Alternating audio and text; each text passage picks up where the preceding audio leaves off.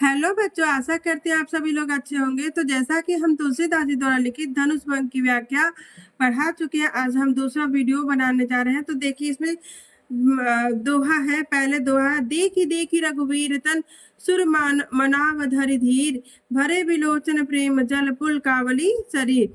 तो कवि तुलसीदास जी कहते हैं, जैसे ही श्री राम जी धनुष भंग के लिए मंच पर खड़े तो सीता जी उनके शरीर को भली भांति निहार रही हैं और बड़े धैर्य के साथ अपने देवी देवताओं को मना रही हैं कि मुझे मनोवांछित वर प्रदान करे। और भरे बिलोचन प्रेम जल, और उनके आंखों में प्रेम भरे अश्रु भर आते हैं। अब उनका शरीर रोमांचित हो जाता है। पुलकावली यानी रोमांचित हो जाता है, उनका शरीर रोमांचित हो जाता है। आगे चलिए देखा जाए। नीके निरखी नयन भरी शोभा, पितु पनु सुमिरी बहुरी मनु क्षोभा। अह तात दारुनि हट ठानी, समुझत नहीं कछु लाभ न हानि। सचिव सब सिख दे न कोई, बुध समाज बड़ अनुचित होई। कह धनु कुलिसहु चाहि कठोरा, कह श्यामल मृदु गात किशोरा। तो पहले हम 4 लाइन की व्याख्या देखेंगे। तो इस चौपाई में कवि तुलसीदास जी कहते हैं कि नीके निरखी नयन भरी शोभा, सीता जी मंच पर खड़े श्री राम जी को भली भांति निहार रही हैं और तभी उन्हें अपने पिताजी द्वारा लिए गए कठोर प्रण या स्मरण हो आता है और कहती हैं कि पिताजी ने इतना कठोर प्रण क्यों लिया। इससे होने वाले, इस कठोर प्रण से होने वाले लाभ और हानि का उन्हें कोई बोध नहीं है। सचिव सब सीख दे ना कोई, और बड़े बड़े मंत्री भी राजा जी को भय से उन्हें कोई समझा नहीं पा रहा है। इतना बड़ा अनुचित, बुद्ध समाज बड़ा अनुचित हुई। इतने बड़े बड़े विद्वानों के समाज में इतना बड़ा अनुचित होने जा रहा है। और आगे क्या कह रही है कि कह धनु कुलिसहु, कहा वज्र से कठोर धनुष, कहा यह वज्र से कठोर धनुष। कह श्याम मृदु गात किशोरा, और कहा कोमल श्याम सलोने शरीर वाले श्री राम जी। विधि की भांति धरो उर धीरा, शिरिष सुमन कन बेदिया हीरा। सकल सभा के मति भय भोरी, अब मोहि शंभु चाप गति तोरी। निज जड़ता लोगन पर डारी, हों हरऊ रघुपति निहारी। अति परिताप सी मन माही, लव निमेष जुग सम जाही। तो इस चौपाई में कवि तुलसीदास जी कह रहे हैं कि विधि के ही भांति धरो उर धीरा। सीता जी कह रहे, हे विधाता, मैं किस प्रकार अपने हृदय में धैर्य धारण करूं, अब किस प्रकार अपने हृदय में धारण करूं। कहीं शिरीष सुमन कन भेदिया, क्या कहीं शिरीष पुष्प के कण हीरे को भेद सकते हैं, यानी छेद सकते हैं।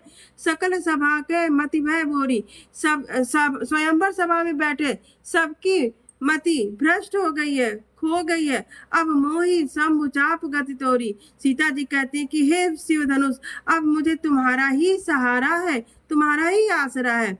अब निज जड़ता लोगन पर डारी, हो हरऊ रघुपति निहारी।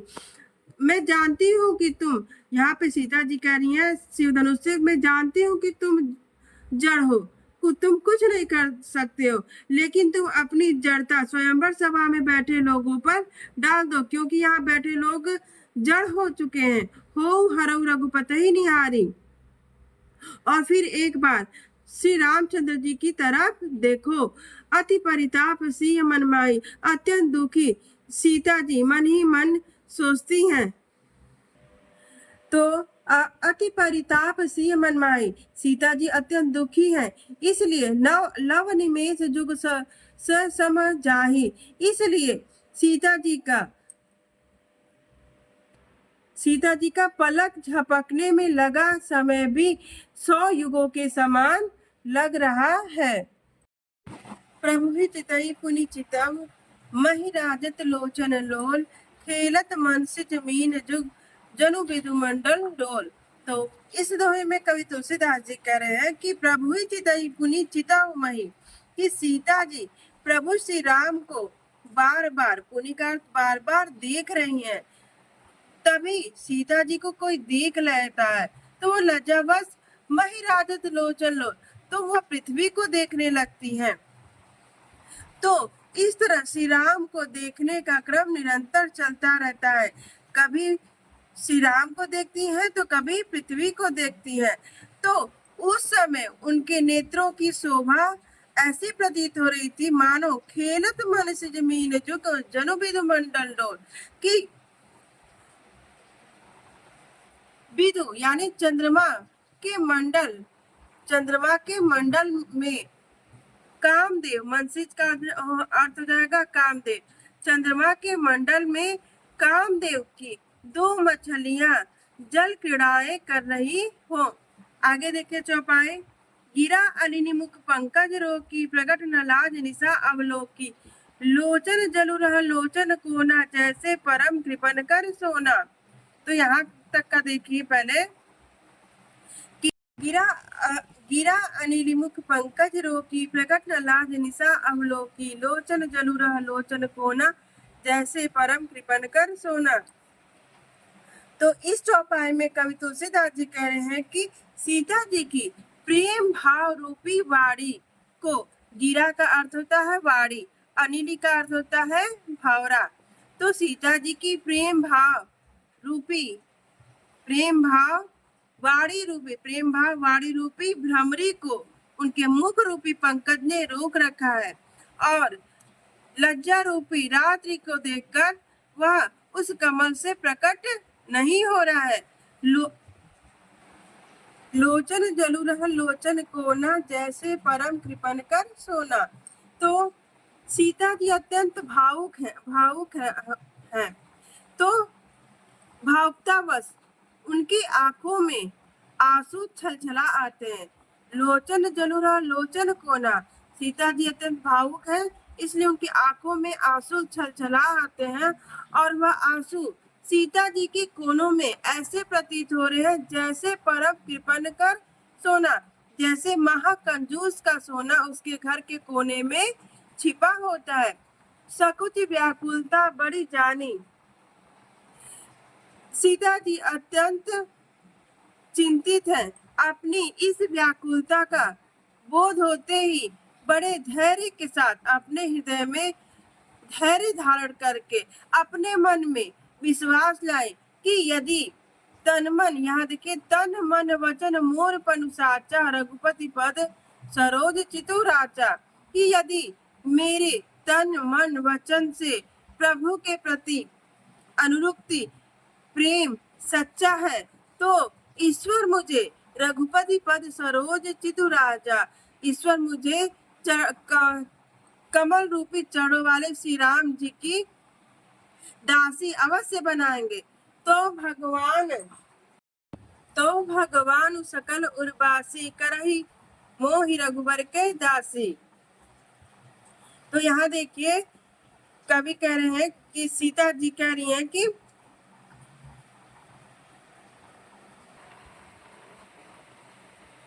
सीता जी आगे कह रही हैं कि तो भगवान सकल उर्वासी, करही मोहि रघुबर के दासी। तो सबके हृदय में वास करने वाले भगवान, सबके हृदय में वास करने वाले भगवान मुझे रघुपति करही, मुझे श्री राम की दासी अवश्य बनाएंगे। जेहि पर सत्य सनेहु, सो तेहि मिलन न कछु संदेशु।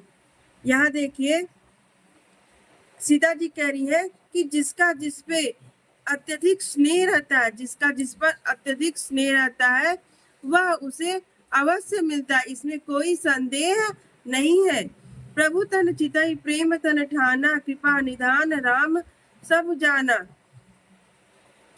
तब प्रभु श्री राम सीता जी को देखते हैं और उन्होंने तुरंत निर्णय ठाना, एक पल की देरी न करते हुए उन्होंने निर्णय किया। कृपा निधान राम सब जाना, कृपा निधान श्री राम सीता जी का अपने प्रति प्रेम देखकर, सीता जी का अपने प्रति प्रेम देखकर उन्होंने एक पल की देरी न करते हुए यह निर्णय किया कि सियहि बिलोह की तकियु धनु कैसे चितउ गरुड़ लघु ब्यालहि जैसे, कि सीता जी के दुख को दूर करने के लिए श्री राम जी उस शिव धनुष को ऐसे देख रहे हैं जैसे गरुड़ गरुड़ यानी गरुड़ पक्षी गरुड़ लघु ब्यालही जैसे छोटे सर्प को देखता है, ऐसे श्री राम जी उस शिव धनुष को देख रहे हैं। अगला तो है लखन लखेउ रघुवंश मणि ताकेउ हर को दंडु पुलक गात बोले वचन चरण चापे ब्रह्मांडु। कवि तुलसीदास जी कह रहे हैं कि जब लक्ष्मण जी ने देखा कि रघुवंश मणि यानी रघुकुल के मणि श्री राम जी शिव धनुष को तोड़ने की दृष्टि से देख रहे हैं, कोदंड यानी शिव धनुष को तोड़ने की दृष्टि से देख रहे हैं, तो वे आनंदित हो जाते हैं, पुलक गात बोले, उनका शरीर खुशी से आनंदित से झूम उठता है और शिव धनुष के टूटने से ब्रह्मांड में कंपन न हो जाए, इसलिए उन्होंने ब्रह्मांड को अपने चरण से दबा लिया। अब चलिए चौपाई देखा जाए। दिसि कुंजर रहु कमट अहि कोला धरौ धरनी धर धीर न डोला राम चहई शंकर धनु तोरा हो सजग सुनि आय सुमोरा। तो इस चौपाई में कवि तुलसीदास जी कह रहे हैं कि लक्ष्मण जी जो पृथ्वी को धारण करते हैं उनको आगाह कर रहे हैं। किसको? जो पृथ्वी को धारण कर रहे हैं। पृथ्वी को धारण करने वाले कौन है? दिसि कुंजरहु कमट अहि कोला, यानी लक्ष्मण जी कह रहे हैं कि हे दिग्गजों, हे कच्छप, हे शेषनाग, हे वराह, आप धैर्य धारण कर इस पृथ्वी को संभालिए। धरनी का अर्थ हो जाएगा पृथ्वी। तो आगे देखिए, क्योंकि राम चाहे शंकर धनु तोड़ा, क्योंकि राम जी शिव धनुष को तोड़ने जा रहे हैं, इसलिए मेरी आज्ञा हो सजग सुनि आयो समोरा, मेरी आज्ञा मानकर आप लोग सतर्क हो जाइए। आगे लिखा है चाप समीप राम जब आए नर नारिन सुर सुकृत बनाए। तो जैसे ही श्री राम जी शिव धनुष के लिए जा रहे हैं तो जनकपुर के नर नारी अपने पुड़ियों को याद कर अपने देवता को याद करने लगे। सब कर संसव और अज्ञानी मंद महीपन कर अभिमानी, क्योंकि श्री राम के धनुष तोड़ने पर शंका थी, सबको श्री राम के धनुष तोड़ने पर शंका थी, अज्ञानता थी और मंद महीपन कर अभिमानी राजा भी यही मान रहे थे कि जब हमसे धनुष नहीं टूटा तो श्री राम से धनुष कैसे टूटेगा। आगे देखिए, भृगुपति केरि गर्भ गरुआई सुर मुनि बरन केरि कदराई सिय कर सोच जनक पछतावा रानिन कर दारुण दुख दावा। आगे तुलसीदास जी कह रहे हैं कि भृगुपति यानी परशुराम के गर्भ की घुरता, सुर मुनि बरन केरि कदराई यानी कदराई भय होता है कि श्रेष्ठ मुनियों और देवताओं का भय, सीता जी की चिंता, जनक जी का पछतावा, जनक की रानियों का दारुण दुख रूपी दावानन, ये सभी शंभु, आगे चौपाई में समझ में आएगा, शंभु चाप बड़ बोहत पाई चढ़े जाए सब संग बनाई। ये सभी लोग शिव धनुष रूपी बड़े जहाज को पाकर सब एक साथ इस पर चढ़ गए हैं और राम बाहुबल सिंधु अपारा चहत पार नहीं को कर हारा। ये सभी लोग राम के बाहुबल रूपी अपार सागर को पार करना चाहते हैं, लेकिन चाहत पार नहीं कोई करो, लेकिन इनके पास कोई नाविक नहीं है कि जो इस समुद्र को पार कर सके, अर्थात यह बता सके कि श्री राम जी इस शिव धनुष को तोड़ लेंगे, यह बताने वाला कोई नहीं है। अगला तो है राम बिलो के लोग सब चित्र लिखे से देखी चितई सिय कृपाए तन जान विकल विशेषी। तो इस दोहे में कवि तुलसीदास जी कह रहे हैं, जैसे ही श्री राम ने शिव धनुष को तोड़ने की दृष्टि से देखा तो स्वयंवर सभा में उपस्थित लोगों को भी देखा, तो वे सभी एक चित्र में लिखे से दिखाई दिए, अर्थात वे सभी जड़ दिखाई दिए। और फिर चितई सिय कृपायतन, फिर सीता जी की तरफ देखा तो वे अत्यंत व्याकुल दिखाई दी। वे सीता जी सबसे अधिक व्याकुल दिखाई दी। अगला चौपाई देखिए। देख विपुल विकल वैदेही निमिष विहात कलप सम देही। त्रिसित बार बिन जो तनु त्यागा मुए करई का सुधा तड़ागा। तो तड़ागा का अर्थ तालाब होता है। निमिष निमिष का अर्थ होता है क्षण, विहात व्यतीत, कल्प यानी कल्प यानी ब्रह्मा द्वारा सृष्टि बनाने में लगे गए समय को एक कल्प कहा जाता है। सम तेहि, तो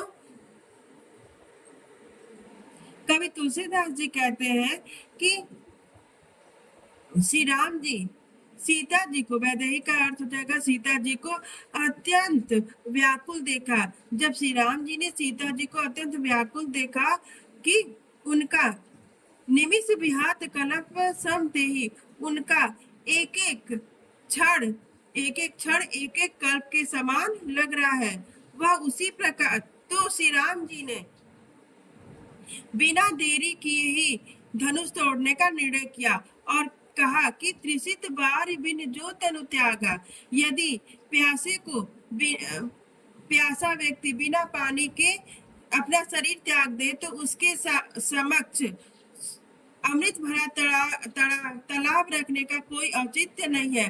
और का वर्षा जब कृषि सुखाने और किसान की खेती सूख जाने के बाद वर्षा का कोई अर्थ नहीं रह जाता, और किसी समय चुके पुनि का पछताने, किसी कार्य का समय बीत जाने पर फिर पछताने से कोई फायदा नहीं। अस जिय जानी जानकी देखी प्रभु पुल के लखी प्रीति विशेषी।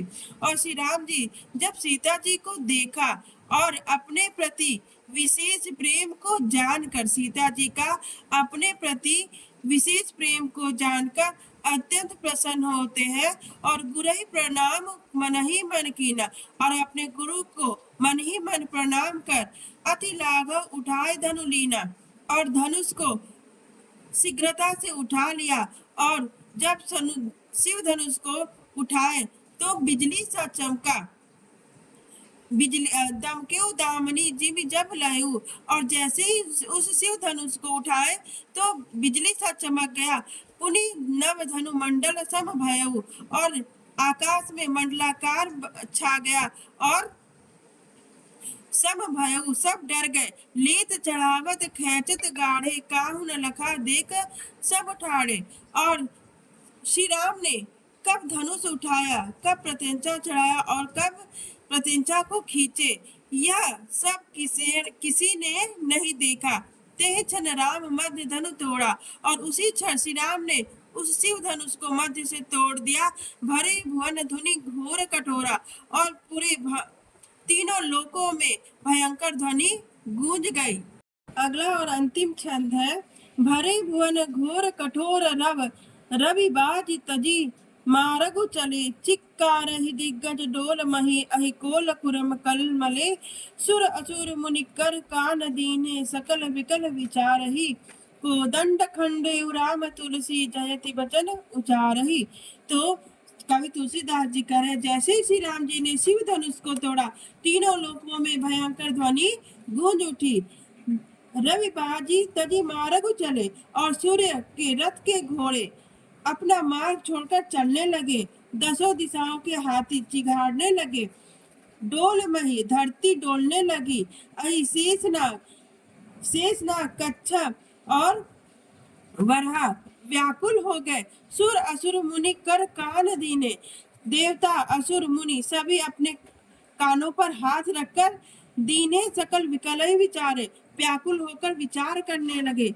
कोदंड खंडेउ राम तुलसी जयति वचन उचारे। और जैसे ही श्री राम सब जान गए कि श्री राम ने इस शिव धनुष को तोड़ लिया, सभी लोग श्री राम का जय जयकार करने लगे। धन्यवाद।